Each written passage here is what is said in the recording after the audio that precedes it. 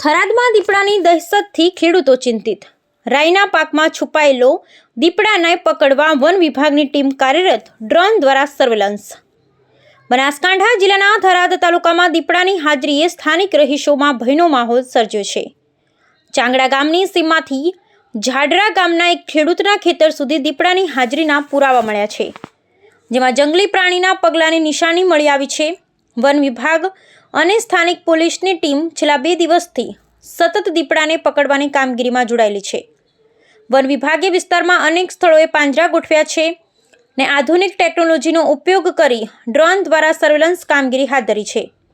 જોકે વિસ્તારમાં રાઈનો મોટો પાક હોવાને કારણે દીપડાને શોધવામાં મુશ્કેલી પડી રહી છે।